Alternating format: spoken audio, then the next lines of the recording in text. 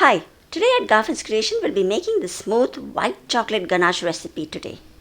It's so easy to make and you can use it for many other recipes too.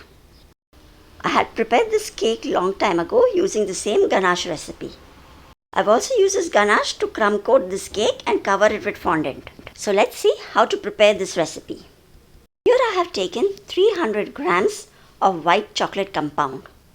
I've cut it into very small pieces so that it melts easier. We're using the 3:1 ratio for this recipe. This is the brand that I have used. You can also use real chocolate in place of compound. Along with 300 grams of this white chocolate compound, I'll be using 100 grams of fresh Amul cream.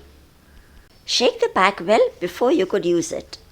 We're using this by weight. So since I've taken 300 grams of chocolate, I'm taking 100 grams of Amul fresh cream. You can use any fresh cream of your choice. So that's it, a little extra doesn't matter. You can double boil this over the gas stove or even heat it in the microwave. Just kept this in the microwave for 10 seconds. Now we need to stir this and let the chocolate melt till the cream is still warm. White chocolate tends to heat up faster. So if heating in the microwave, you need to heat it for 10 to 15 seconds only. There are still chocolate pieces left in this, so I'll just microwave it for 10 seconds more.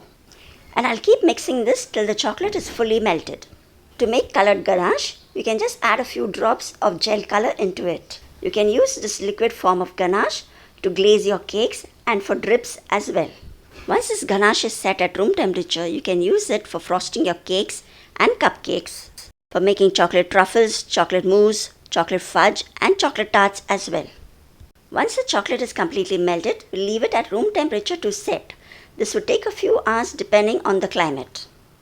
So this chocolate ganache took me around 4 hours. So you can see this ganache is well set. I'll just mix it up again till it becomes into a spreadable consistency.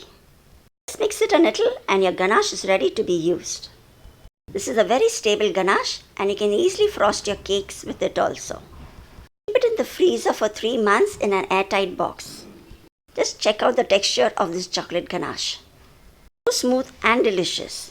You can add flavor and color too to this ganache when it is still wet. I frosted this cake with the same chocolate ganache some time ago. I'll be putting the links for both these cakes so how you can use this ganache to frost these cakes. I hope you like this recipe and please do subscribe to Garfin's Creation. I'll see you soon again with more recipes. Till then, take care. Bye-bye.